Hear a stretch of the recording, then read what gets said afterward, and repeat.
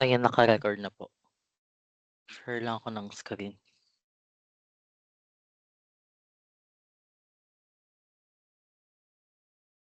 Kita na po yung screen? Yes po, kita na. Siguro turo ko lang muna yung basics nung Power Apps. So, bale ito yung niya, yung, pinakang homepage nung parang development area. Then wait lang, saan ko dito yung link? Ayan, tapos ito po yung parang create area. So, dito kayo puwede mag-create ng application. Tapos meron ditong blank canvas, page design, tapos with data, tapos Copilot. Yung Copilot, puwede kayong mag-generate ng application using, prompts. Pero usually hindi nasusunod yung gusto niyong style. Na-try ko na siya. Then yung start with data naman, kapag meron kayong mga kunwari mga raw data sa Excel gano'n, tapos puwede niyo siyang gamitin to create your application. Pero ayun din, medyo mahihirapan kayong mag-customize.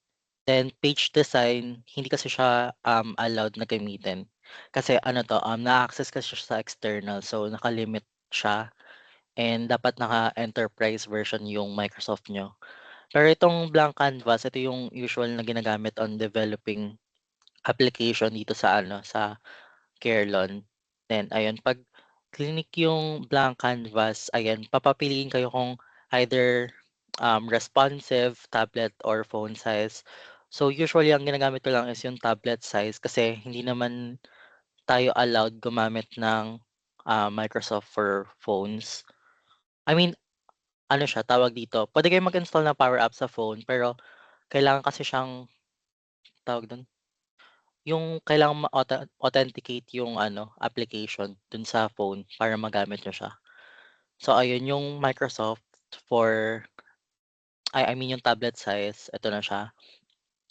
Then kapag wait lang, tagal naman ng load nito.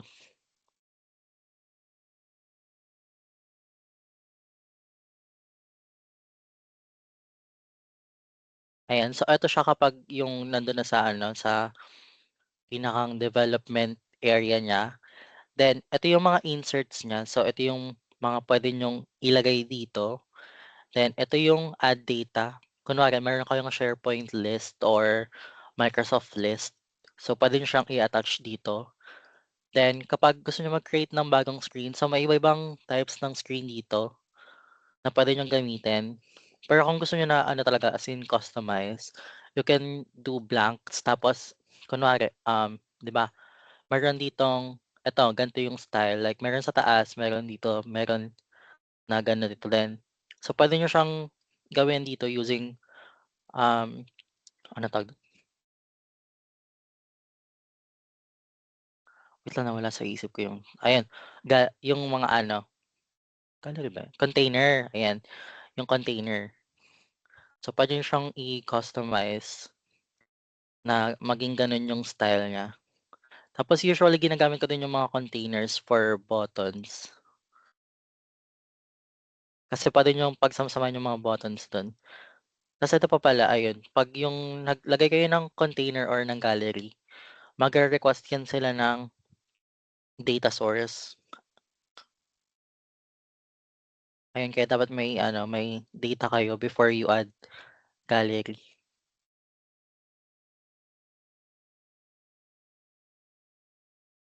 Tapos ayun, ito yung parang side menu niya. So, dito din kayo puwedeng mag-add ng screen.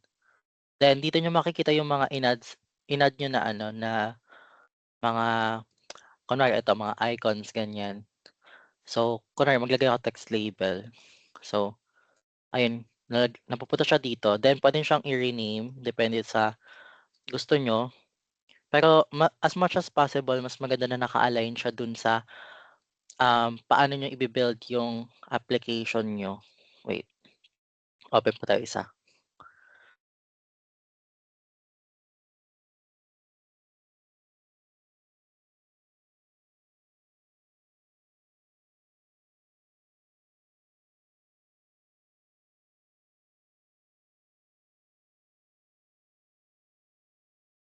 Ayan, habang naglo-load 'yun, meron din ditong mga theme. So, puwede niyong piliin kung ano yung gusto niyong theme. automatically na siya magbabago. Then yung mga inserts niya, for example, rectangle, maglalagay kayo ng header, ayan. So, naka-blue na din siya depende dun sa theme niyo. So, kung ano yung pipiliin niyo, yun din yung magre-reflect na color. Tapos ayun, meron pala ditong ayan, 'di ba ito yung mga popular na ginagamit. So, yung text label kapag gusto niyo maglagay lang ng text, yung edit form kapag meron kayong Microsoft list, then you wanted to edit the contents of the form, katulad nito, wait lang,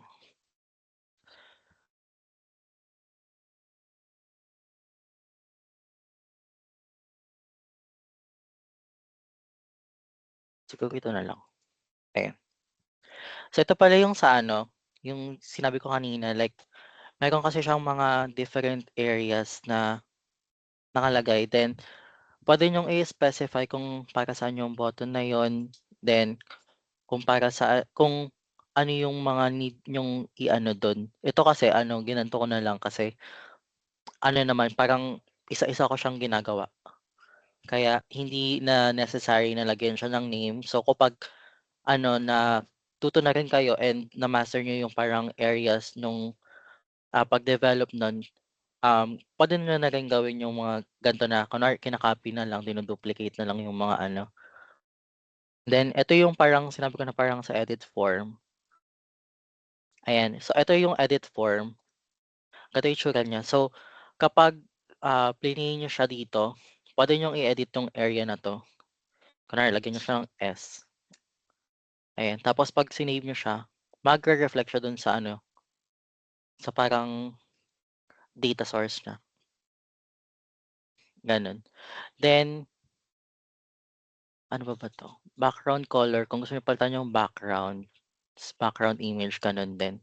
So yung ano, yung unang formula na ituturo ko is paano lumipat dun sa ibang areas or screen. So kunwari dalawa lang yung screen niyo 'di ba, screen 2. So lagyan na natin palatandaan, screen 1, copy niyo lang din puwede niyong i-paste, screen 2. Tapos ano lang 'to guys, papakita ko lang yung paano nagwo-work yung formula niya. Na ano, paglipat ng navigation. So kunwari ano, maglalagay tayo ng home, ay home ba yun? Tama, home.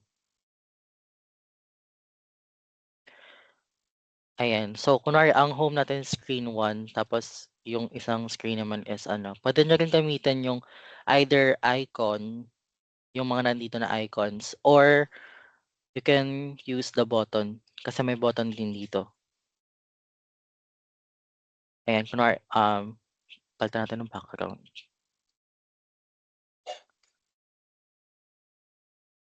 screen 2. So yung 'pag hala, di kinagat, screen 2. Ayan. So, yung paglipat dun sa screen 2, ang magiging formula niya is launch ay navigate. So, makikita niyo may mga menus dito tapos ayan. So, ang usual kapag lilipat ka ng ibang screen is on select. Para kapag pinindot nila yon, dun siya mapupunta sa second screen. So, ang formula is navigate, then puwede niyo siyang i-click dito, screen 2, then close parenthesis. So, it works similar sa Excel formulas. The difference is yung ano niya, commands. Kunwari ito navigate, gano'n. Tapos do'n naman sa Excel puwedeng hyperlink, ganyan. So, ayun. So, nalipat na natin siya ng screen 2, navigate screen 2. Tapos kunwari gusto natin bumalik sa ano, screen 1. So, ulit navigate, then screen 1. Ayan. So, kapag plinay siya, 'pag clinic mo 'to, ayan, pupunta ka na ng screen 2 tapos 'pag clinic mo yung home, babalik ka ng screen 1. So, yun yung first na formula na usual na ginagamit dito sa Power Apps. Pero may instances pala na hindi siya gumagana. So, ang gagawin niyo lang, 'di ba, alis ka nga, ayan. So, 'pag hindi siya gumagana na gano'n, 'Di ba ayan yung formula niyo, so lagyan niyo lang siya ng ganito, yung parang nilalagay sa ano ba yung tawag dun, apostrophe ata. Yung parang gano'n, lagyan niyo siya ng ganyan, ayun ta's gagana pa rin siya kahit lagyan niyo siya ng gano'n. Then yung next na formula naman is kunwari meron kayong gustong puntahan na application or area, kunwari ito Pulse. So copy niyo lang yung link, then punta kayo dito, ta's kunwari earning natin ito Pulse. Ito yung ginagamit naman sa mga tools kapag gusto niyong i-open yung tool, color, ayan ang formula naman is launch. Tapos yung parang ano, quotation mark, ay tama ba? Basta yung gan'to, yung dalawa yung ano, kasi 'di ba yung sa navigate isa lang, tapos yung dito sa launch is ayun parang dalawa. Ayun pag clinic niyo siya, then pag clinic niyo 'to pupunta kayo ng Pulse, ayun gano'n siya. Then I think yun na yun, yung sa ano na lang siguro, eto yung pag-update niyo dito, wait lang saan ba nilalagay ito? Update, wala pa kasi siyang ano dito kung paano niyo siya i-update pero kunwari ano, flow, kunwari ito NDR flow, kung may adjustment kayo dun sa NDR flow puwede niyo namang sundan, like kunwari adjust niyo lang 'tong mga, box, ay mga rectangles, yung sa part na 'yan, eto kunwari rectangle, ayun ta's lagay niyo lang, then puwede na kayong mag-override dito. Ay hindi, text pala 'to. Kasi puwede din siya guys ng text label.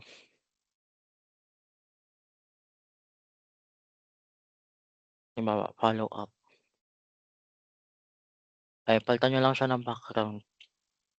Ayun gano'n din. Tapos kung gusto niyo siyang i-ano, align sa center, then change ng color, then kung bold or semi-bold or normal or lighter, then puwede niyo rin palitan yung ano, ayan. So puwede siyang ganyan, then yung, kaninang tinuro ko like 'pag rounded yung corners ng rectangle niyo, button yun. Like eto siya. So, ibig sabihin puwede siyang i-tap or may corresponding na area kung saan mapupunta yung function na yun. Then, may tanong kayo?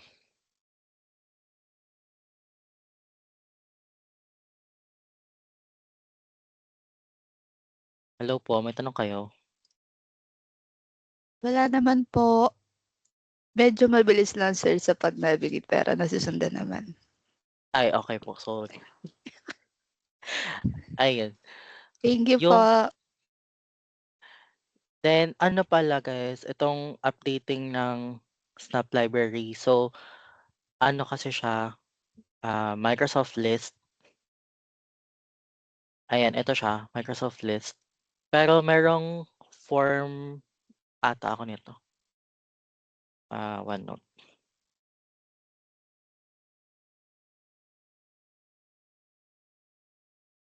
ayan.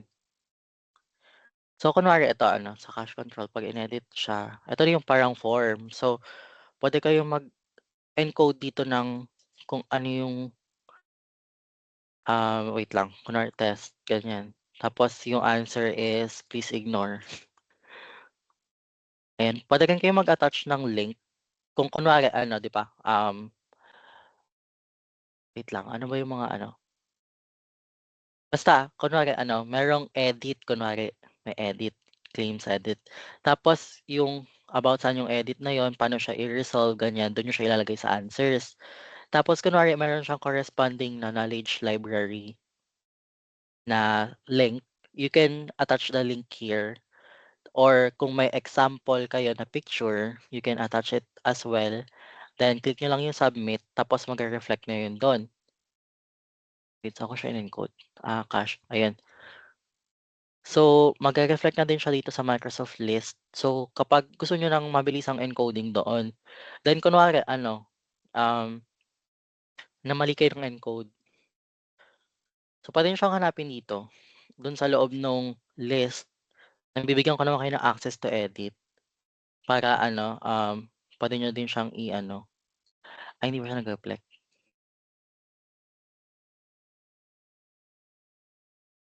Para puwede niyo siyang balikan anytime, tapos puwede niyong i-edit.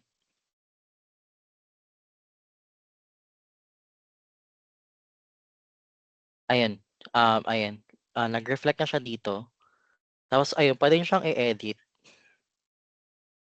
kung ano yung, gusto niyong idagdag or i-change dun sa information na yun. Ayan, kunwari ayan, 'di ba, lagyan na natin siya. So kapag inopen natin yung application dito na lang, para may ano ko nun,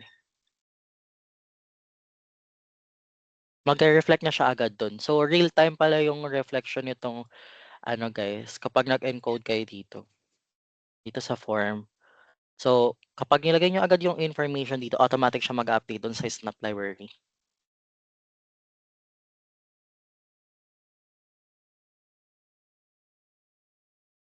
Ayan, wait lang, Snap.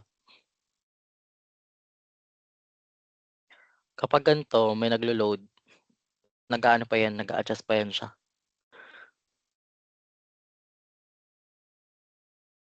Ayan, so nag-reflect na yung inedit din natin and ayun na yung information. So kapag gusto niyo siyang tanggalin, you can delete here.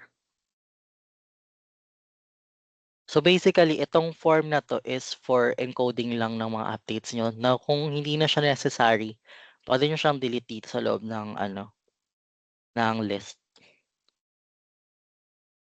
So kapag sinearch niyo siya ulit, dapat mag-load 'to, eh.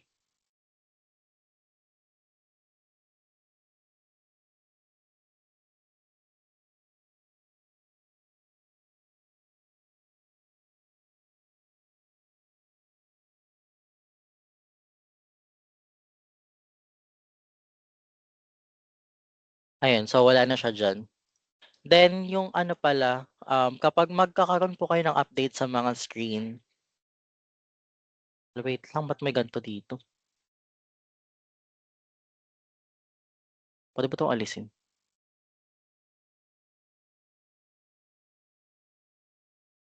Ayan, kapag magkakaroon kayo ng update sa screen, kunwari dito 'di ba, mag-a-add kayo ng isa pang area for tools or mag-a-add kayo ng another button, you have to publish the application ulit. So click niyo lang 'tong icon dito, then magse-save siya tapos ayan na yung parang publish na notice, then publish this version. Ta's dun na lalabas yung parang may refresh dun sa taas, gano'n. Then, eto yung sinasabi ko na may container kanina. Puwede niyong pagsama-samahan yung application sa loob ng container. Ayan, kunwari ito, header buttons underscore one. Ayan, so ito yung mga ano niya, snap underscore one, flow one, guide one, tools, home. So ito yung mga icons dito na pinangalanan. Then, as you can see may underscore one, so ibig sabihin na ulit siya. So ito yung pinakaunang icon. Dinuplicate ko lang siya para mag-reflect siya dun sa iba pang areas or screen. So ayan, nag-2, then 3, gano'n. Then yung ano naman dito, wait lang, yung link pag-link ng, data source niyo, ituro ko na din para kunwari ano, meron na kayong gustong i-add na feature dun sa application niyo per LOB, puwede niyo siyang gawin. And kapag ano, gusto niyo mag-develop din ng app, puwede niyo siyang, i-incorporate din. So kunwari ayan, ganyan. And ano pala, kaya blank canvas kasi puwede kayong freestyle ng design na gusto niyo. So, you can use Canva para mag-layout nung, screens kagaya nitong ano, ayan, itong background na 'to, ginenerate ko lang siya sa Canva AI para magkaroon ng parang production style. Then naglagay lang ako ng mga woods dun sa gilid para mukha siyang ano, mukha siyang basta yun. Then eto sa Canva lang din 'to, bale media siya tapos nilagay lang. So, puwede ko din naman siyang i-demo later. Wait lang, saan na yung ide-demo ko? Eto, ayan. So, pag-link ng ano, ng data source, so ganito siya, meron kasi ditong 'di ba, tree view. Ito yung mga, um, areas kung saan makikita niyo yung mga icons, ganyan, mga screen na nandun sa application niyo. Then yung insert is similar to this. So, bale ewan ko ba't nilagay diyan. Bale dalawa siya. So, puwede siyang mahanap sa taas, puwede niyo siyang mahanap sa gilid. Then may iba-iba yang features. So, eto siya. Then yung inputs, ayan may mga button, text input, pen input, combo box, date picker, radio button, then iba pa, merong display form, edit form. Ayun nga, yung parang pinakita kong edit form kanina. Tapos yung display form, dun nagdi-display yung mga ano, mga data na nilagay niyo. So, kunwari ito siya, 'di ba? Wait lang, saan yun? So, ito yung edit, 'di ba? Ito yung edit form. So, puwede niyo siyang i-edit. Then ito yung display form. So, basically similar lang din siya na, ano, pero the thing is hindi mo siya puwedeng i-edit. Parang ano lang, for display lang talaga. Then yung next na area dito is yung mga displays. So, text label, ayun nga 'pag gusto niyo siyang lagyan ng text. Then HTML text kapag gusto niyo maglagay ng link. Then yung card, ewan hindi ko siya ginagamit. Yung preview, ano kasi 'to, 'pag may mga nakalagay na ganito, preview or wait lang, asan na yun?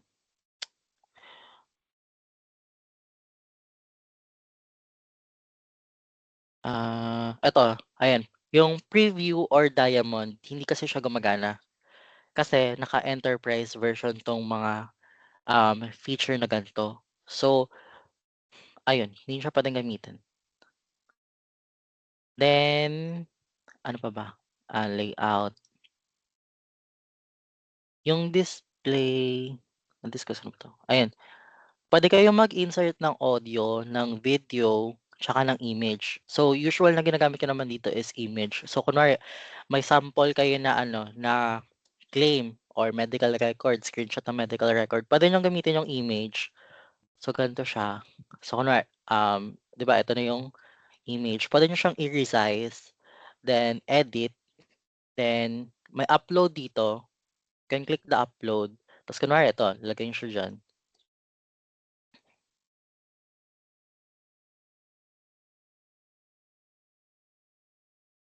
Ayan, wait niyo lang mag-load, ayan. So, na-insert na siya.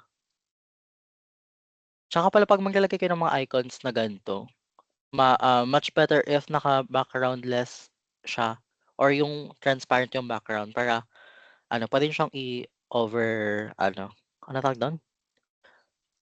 Ayun, basta 'pag nakaganyan.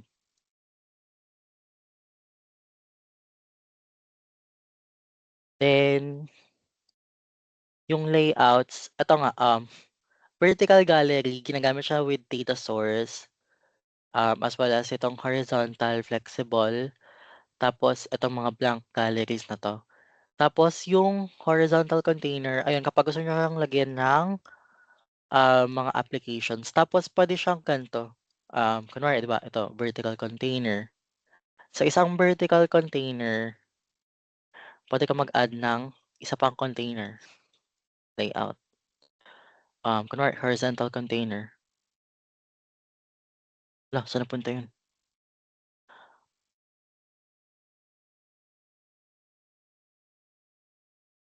Ayan, horizontal container. So, puwede kang mag-add ng horizontal container sa loob ng vertical container. So, puwede yun. Then Ay, tapos social media. Then ito yung mga applications na puwede niyong gamitin as button din and, ayun parang button lang talaga. Puwede naman icon lang, display. Ayan, eto siya. Basta 'wag niyo lang gamitin yung parang may mga diamond dun sa gilid. Kasi mag-ano yun, magre-request ng premium. Then shapes, eto merong back arrow, next arrow, then circle, ganyan. Then charts, eto column charts, line chart, pie chart, Power BI tile. So kung meron kayong Power BI, wait lang, anong sample ba yun? Inventory health. Ayan, so 'pag gusto niyo mag-insert ng Power BI, puwede naman, click niyo siya dito, then kunwari resize niyo siya. Tapos itong Microsoft Fabric lalabas 'to, dun sa parang ano niya magiging source.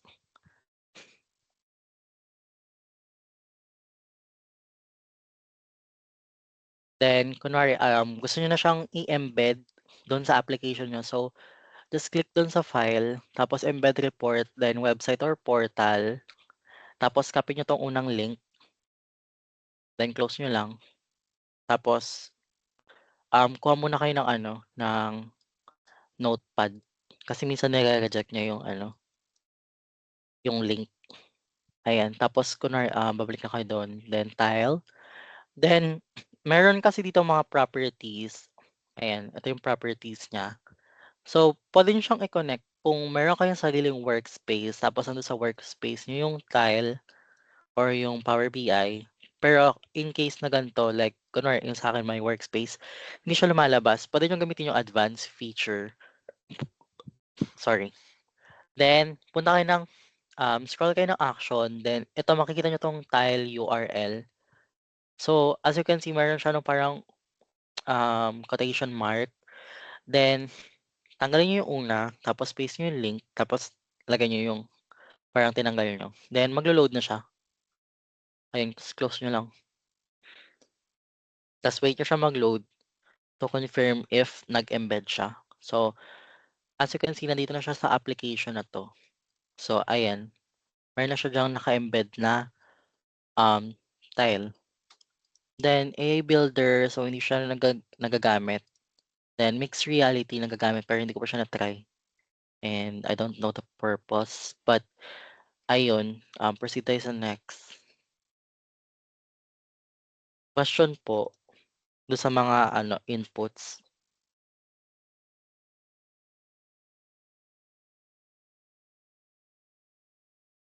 Okey, wala. Proceed dun sa next ano, eto kunwari screen 3, ayan data source. So, yung pag-add ng data source, similar lang din. So, kunwari ang gagamitin niyo is itong Microsoft List. You can add here, so click niyo yung add data, then as you can see sobrang dami nito. So, ang keyword lang naman sa, dito sa mga Microsoft List na 'to is SharePoint, ayan SharePoint. So, click niyo lang yon. Then makita niyo 'tong connect to a SharePoint site.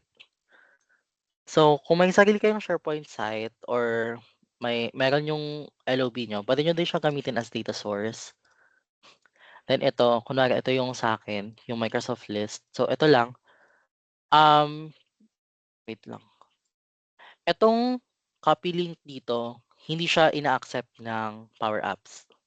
So, dapat ito siya, yung URL dito sa taas. So, ayan, copy niyo siyang gano'n, then paste. Then ayan, magpapa-choose siya ng list. So, yung kinopy natin is yung sa cache control. So, yung cache control yung iki-click natin. Then, click connect. Tapos wait lang natin siya mag-ano, mag-load dun.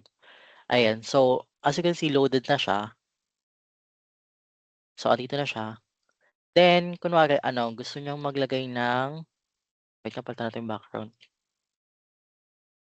Kunwari gusto niyang maglagay ng gallery or ng area kung saan gusto niyo siyang i-filter, gano'n. So, ito yung gallery niya. Ayan, vertical gallery. Tapos as you can see, ito na siya, naka-in your app siya, yung nilagay niyo na data source.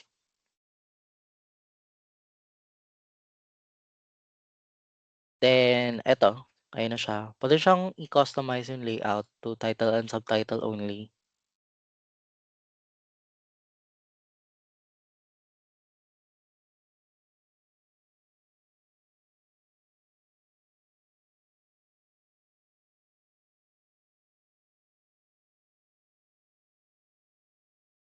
Ayan, ta's ito puwede niyo siyang palitan kung ano yung gusto niyong makita sa baba, pero kung title lang, ayan title na lang. Hala, ba't ayaw niya mag-load?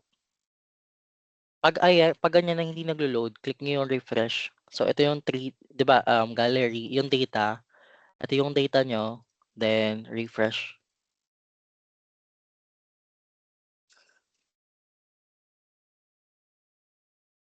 Hala, ayaw niya magpaano, vertical gallery.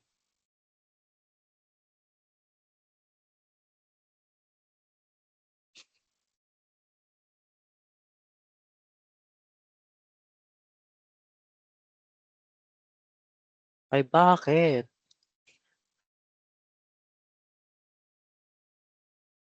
Ayan, hala, nag-color white. So kapag ganyan, ayun kunwari nangyari 'di ba, naging color white siya, puwede niyong i-click 'tong pinakaunang ano, then change na siya to black, eh, magcha-change na siya to black. Then eto, puwede niyo din palitan yung background to brown. Ayan, so as you can see nabago siya lahat, then ayun puwede niyong balik yung image niyo, ay yung background niyo, ayun. So lumabas na yung mga ano, mga nandito sa loob ng data. Then then ang gusto niyo namang makita is yung laman nito. So ang gagawin niyo lang is to add form, ayun display form, then click niyo yung same na data source,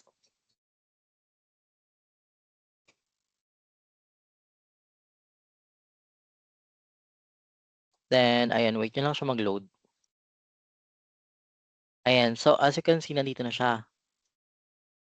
Puwede niyong i-edit yung mga fields na unnecessary naman. Ayan, so remove niyo lang 'tong mga fields na ganito, yung mga modified by, created, yun yung mga hindi ano usually nilalagay. Ayan, so eto lang yung kailangan natin, yung title kung ano yung question nung associate, yung answer dun sa question ng associate, then yung source and yung image, kung merong image na applicable. So, as you can see hindi siya nagsho-show 'di ba? Wait lang, paguhin natin yung color.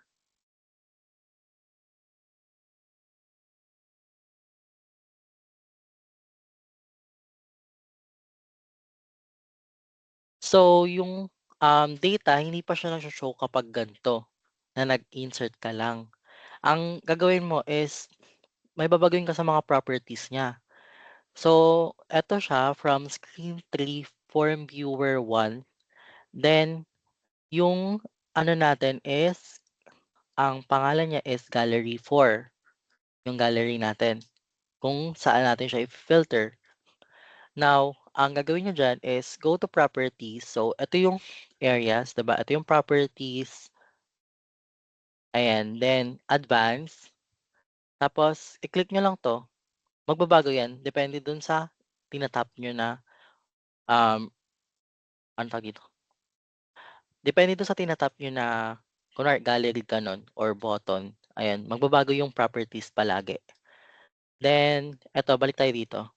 So, nakuha na natin yung pangalan niya, siya si gallery 4.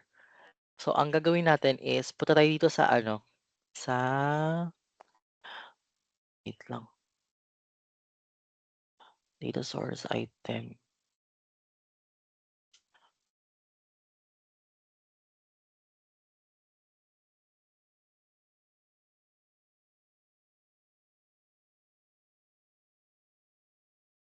Eh, bakit hindi nabago?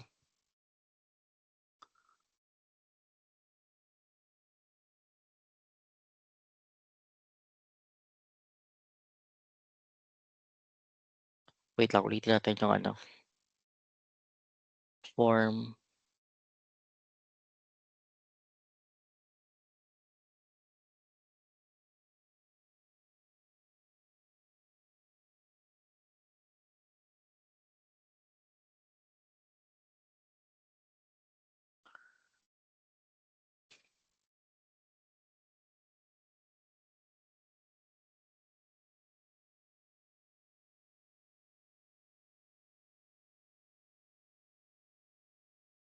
Hala, bakit di siya nagdi-display? Wait lang.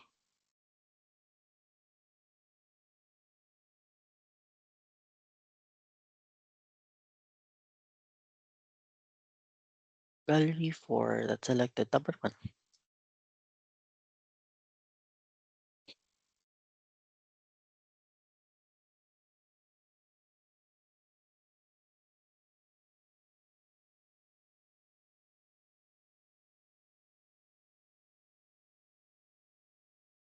Wait lang guys.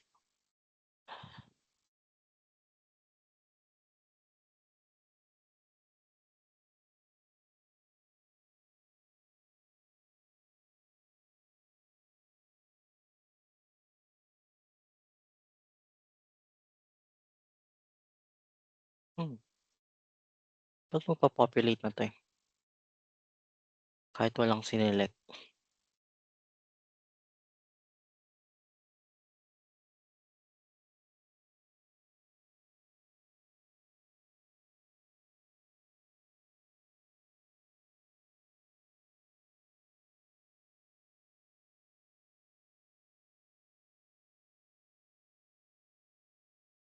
Hindi, tama, gallery 4 selected.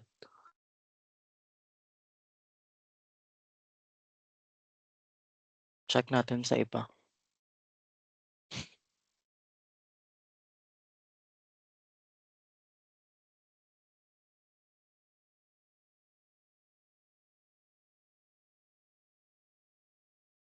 Tama, sa item nilalagay.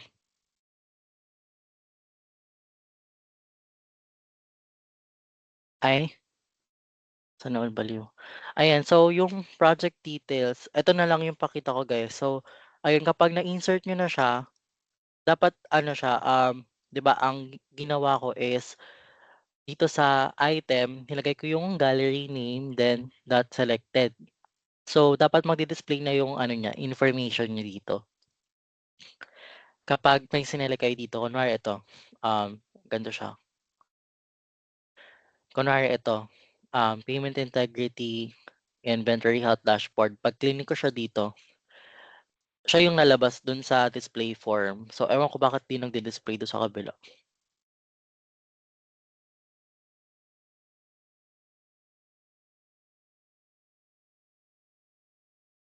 Check ko dito.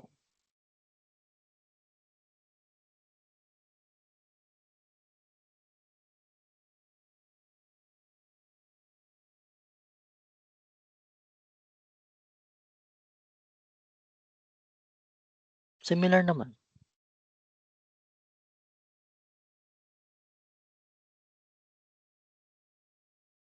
Ay, wait. Baka naka-black.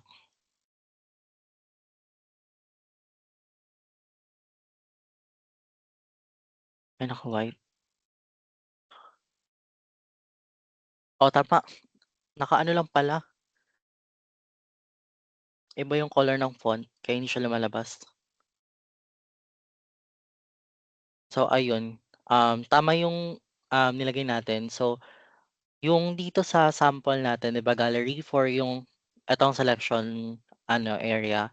Then yung form viewer, um, eto siya. Ang binago natin is properties, then advanced, tapos scroll kayo dito sa item, etong item, then gallery for that selected.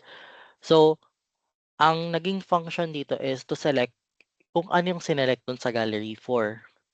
Ayun yung pinakang translation niya. So, kapag sinelect ko 'tong difference between member submitted claim versus provider submitted claim, ang lalabas nito na information sa display form is yung contents nung, question na yun, ayan. So, gano'n siya. Puwede niyo lang siyang i-customize dun sa ano, area. Then, Yung next naman ay hindi pala natin siya guys puwedeng lagyan ng ano, ng tawag dito, ng edit form dito sa ating application. Kasi ano siya, tawag dito, baka i-edit ng associate. Pero depende 'yun sa access na ibibigay niyo sa kanila. Kasi kunwari itong share, 'di ba, ito kasi yung mga associates na may access diyan. So hindi lang 'yan more than 100 'yan. Ewan ko bakit 100 lang nakalagay diyan. Ayan kunwari, yung mga SMEs natin bibigyan natin sila ng access to edit. So kapag nagkaroon sila ng access to edit dito, puwede na nilang i-change yung application yung mga information dito sa loob ng, data source natin. So gano'n siya. Kaya depende siya kapag magbibigay kayo ng access kunwari may mga new hires tayo tapos bibigyan niyo sila ng access dito sa, data source. So dapat, make sure niyo na can view lang yung access nila kasi para hindi nila ma-edit kahit ma-access nila 'tong parang area na 'to ng data source. Tapos ayun pala, isa pa, kapag gumagawa kayo ng application ta's may data source kayo, make sure niyo na may access sila dun sa data source. So kagaya nung sinabi ko, 'di ba kunwari bibigyan ko kayo ng access dito sa, um, app na 'to na dinevelop natin, pero wala kayong access dito sa, data source ng Alexandria Cash Control. So hindi niyo rin maa-access yung information na lalabas dito. So bale mag-ano lang 'to, circle-circle lang, loading lang siya. Hindi siya mag-gi-give ng information, gano'n. Kaya kung ano yung access dun sa Power Apps na ginawa niyo, yun din dapat yung, access na ibibigay niyo dun sa, um, tawag dun, dun sa associate, itong mga, data sources niyo. Then ayun yung updating po ng application, ano siya, bale gumawa lang ako ng layout nung iba. So kinopy ko lang yung sa iba pa, pero ang nagagawa pa lang talaga dito is yung disputes intakes, non-cob, cash control, tsaka may isa pa, ano ba yun?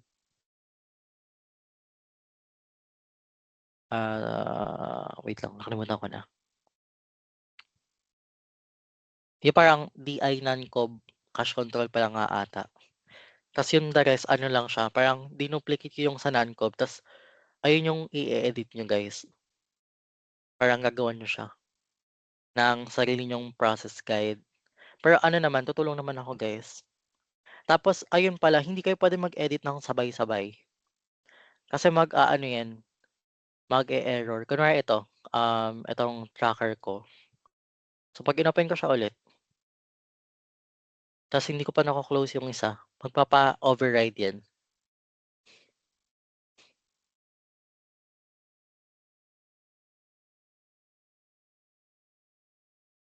Tagal niya mag-load. Ayun. Tapos ano pala, 'di ba, kapag nagawa niyo na yung application or nagkaroon kayo ng update, ayun nga, parang i-publish niyo siya.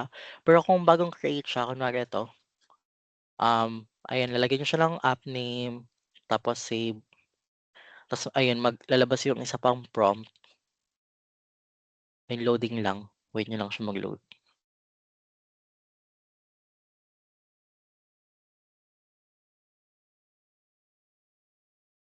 Hala, hindi siya nag-publish. Ayun. So ayan, ito yung ano niya, yung application. So puwede niyong i-edit yung details. Kunwari papalitan niyo ulit yung name, tapos itong, icon papalitan niyo. Kunwari ito, white background, tapos ito yung icon niyo na transparent. Then ito palang data row limits, dito din siya nag-a-apply sa gallery. So kunwari ito 500 limits. So kung ang laman ng data source mo is around 2,000 tapos ang, nilagay mo lang dito sa limit is 5,000, hindi na searchable yung information na nilagay mo dito sa data source mo. So what you're going to do is to adjust this data row limits to 2,000. Bakit 2,000? Kasi 2,000 lang yung limit niya guys. Hindi kayo puwede mag 3,000. Ayun, limit na siya. Kaya, yung question na ilalagay niyo dun sa snap library dapat ano talaga siya, related talaga siya dun sa process niyo. Kaya nga ang ginawa namin, hiniwa-hiwalay namin yung data sources ng Alexandria. Ang pinagsama-sama lang namin is si non-COB, si COB, tsaka si IQT. Kasi yung information minsan sa COB and non-COB is nag-a-apply sa IQT. Tama, ate Ana? Hala, tulog siya. Ate Ana. Oo, Yes, tama. yes. Ayan. So, ayun kaya pinagsama-sama namin siya pero yung iba pang mga areas is hindi. Tapos ito yung sabi ko kanina, kunwari na-open ko na siya, then may isa pang associate na mag-o-open ulit. Lalabas 'to, kasi hindi mo siya puwedeng i-edit hangga't hindi mo siya ino-override. So, yun naman yung kagandahan dun. So, kunwari yung isa naman mag-e-edit, ganyan. Ta's nakalimutan i-close nung isa, edi i-override niyo na lang. Tapos ang mangyayari naman magpo-prompt siya dun sa kabila, ayan, mag-o-override din yung isa. So, ayun hindi puwede na sabay-sabay kayong mag-e-edit kasi mag-e-error siya or magpo-prompt siya ng need mo siyang i-override. Pero yun lang naman yun, madali lang naman siyang i-override. Then kunwari may mga associate ta's gusto niyo silang bigyan access. Dito sa manage access, ayan. So, kunwari ito, sila-sila lang yung may access. Kunwari bibigyan ko yung access, ganyan. Ta's, wait lang. Kunwari si Miss AC, ayan. Ta's send access lang siya, automatic naka-view access yun. Ngayon kung, um, co-support or SME lang yung bibigyan natin ng access, puwede niyo siyang ilagay as co-owner para puwede nilang ma-edit yung application, ayun. Pero kapag associate guys, view access lang talaga. Kung ang question niyo naman is paano nila ma-e-edit, kunwari 'di ba may search bar dito, ganyan. Yung search bar dito, paano nila mata-type-an 'yan, kahit naka-view access sila, as long as merong input text na, icon dito, puwede silang mag-encode ng kahit ano para, ma-filter 'tong results. So ito yung natin, yung vertical gallery natin, then ito yung form view natin. Then ito pala ano lang 'to, parang kinustomize ko lang. Kinuha ko lang yung area kung saan lumalabas yung result ta's pinalitan ko lang yung names. Ayan, then ano pa ba? Insert may ano pala dati, tawag dito, sama ko na. Naka 1 hour and 30 minutes naman tayo na training. Ayan, yung ano pala dati, may request before na kunwari puwede daw ba mag-automatic na mag-e-email siya, parang gano'n. So, puwede 'yun, then ganito siya, wait lang. Eto kunwari dispute mailer, ganyan. I-don't save ko na 'to.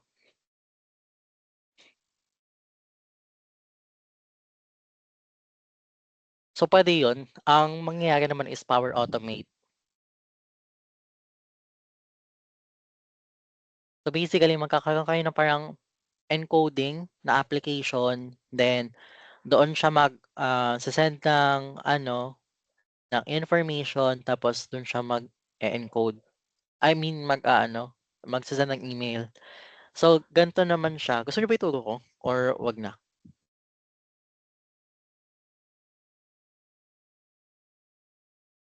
Go lang po for me. Sige po. Ayan, so ayun baka kasi useful siya especially parang hindi ko alam kung saan nga ba 'yun. Ah, ano ata, wait lang. Sa IQT. Si Ate Ana pala nag-ano nun, yung parang ano daw, ano yung tatabunan yung mga request? Nakalimutan ko na. Ayun basta gano'n. Eto siya yung kunwari gagawa kayo ng list 'di ba? Eto siya yung kunwari subject, email body, sender, yung attachment, then sender email, ayan. So kunwari ito siya. Then, punta ka ng automate. So andito lang din naman siya. Then puwede kayong mag-create ng flows dito or puwede niyong integrate. Ayan, parehas lang naman siya. Automate and, Power Automate, same lang 'yun. Then puwede kayong mag-create ng flow. Tapos as you can see meron na ditong mga information 'no, ay mga options kung paano siya magwo-work. Then ito kunwari send a customized email when a new SharePoint list item is added. So kapag klinik ko siya dito, ayun lalabas yung Power Automate. Now kunwari meron kayong application, leave apps, then kunwari ito dispute mailer.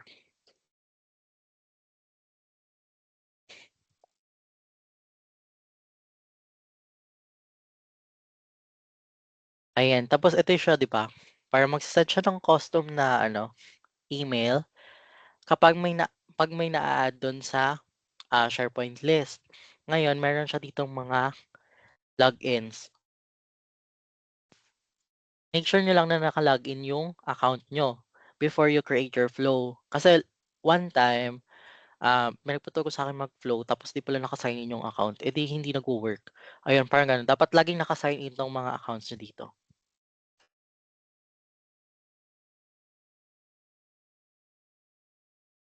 Ayan, ta's ito na yung flow.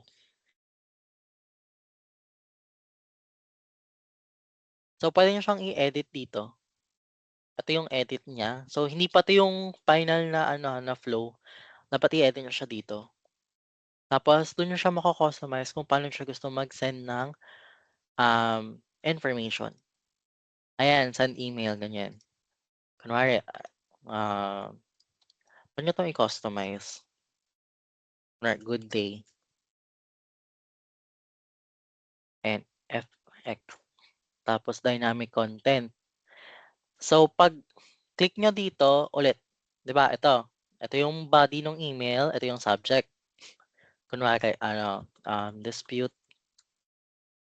disputes ganyan, example only. Tapos merong mail dito kung kanino siya ise-send. So, kunwari wait lang pwede ba yun? Domain.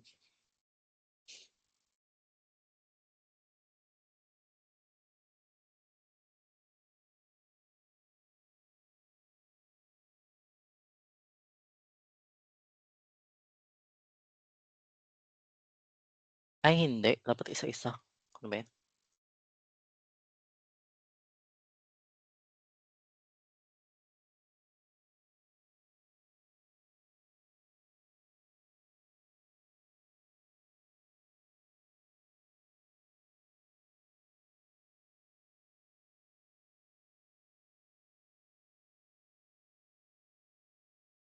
Ayan, yun na lang, good day. Then, kunwari meron na siyang name nung sender, FX. Ayan, so balik kayo ng FX. Ito lang ha, FX. Then makita niyo yung dynamic content, pero puwede niyo din gamitin 'tong Copilot, pero ewan mas madali 'to, eh. Ayan, dito, scroll niyo lang ta's ayun na yung parang ano niyo dito, ayun kung ano yung, ano tawag dito, header dito sa taas ng disputes mailer na ginawa niyo, yun na din yung lalabas dito. So, kunwari sender name, ay wait bakit 'di lumabas? FX dynamic, sender name, tapos add, ayun, yun siya. Then kunwari body, email body, then add, tapos sa regards, FX dynamic, sender name, ayun. Tapos yung sensitivity niya depende 'to, pero wala kahit di niyo naman siya gawin, eh. Then puwede niyo siyang lagyan ng CC or BCC tapos attachment, depende sa pangangailangan niyo. But eto kunwari naka-CC, wait lang sino ba puwede? Yun na nga, wag na natin lagyan ng CC, ano lang naman sample lang naman. Pero guys 'pag gusto niyo siyang lagyan ng CC or BCC puwede niyo siyang lagyan tsaka ng attachment. Tapos from send as, kunwari ayun, from send as pati yung email address niyo. So 'di ba meron kayong dynamic content dito.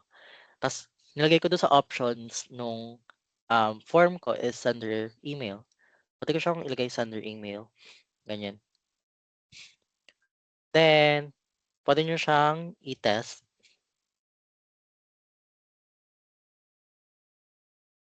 Ay wait, save ko muna. Save.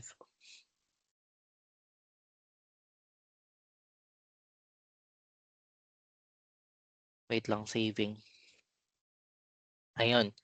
So, save na siya. So, nakalagay dito, we recommend you to test. Ayan daw. Wait lang. Hindi, maglagay na lang ako ng ano, item.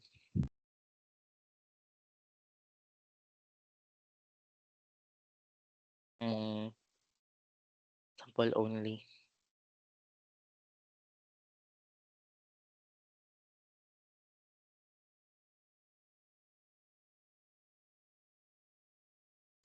Email body, please ignore. Test only. Sender name, sender email.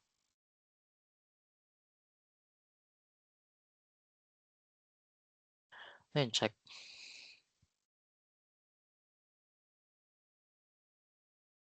So, added na siya.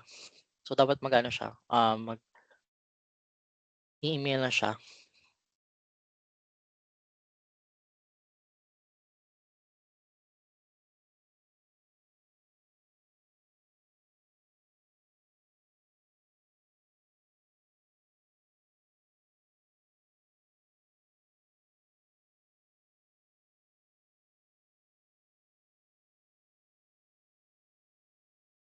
Check ng email. Wala pa.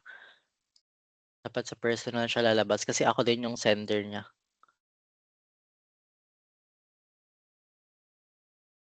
Ayun, nag-email. Ay, iba. Ano ba yun?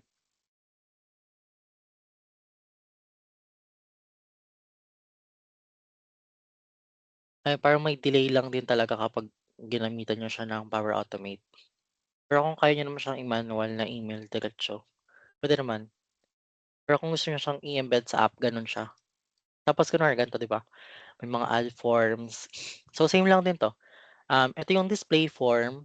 So, ito yung list, ayan. Then add, ito yung reload, parang nag-reload yung ano niya. Then add, ito yung, edit form. Tapos kapag chineck niyo siya, mag-a-add siya dun sa mailer.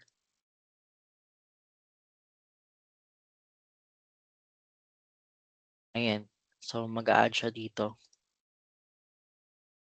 So, ayun, bakit ang tagal? Basta gano'n siya, guys. Any question?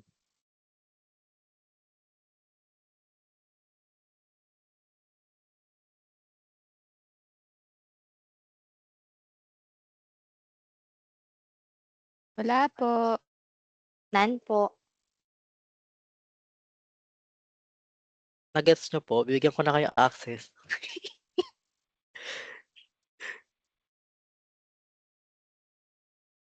Ayun, parang ayun lang naman po yung mga, need ko ituro. Kasi more on updating lang naman yung pinapaturo talaga sa inyo. Then, ayun, kapag may mga questions na lang po kayo, mag-PM na lang kayo. So, mamaya bibigyan ko na po kayo ng access dito sa mga process guides, then kayo na po mag-a-update.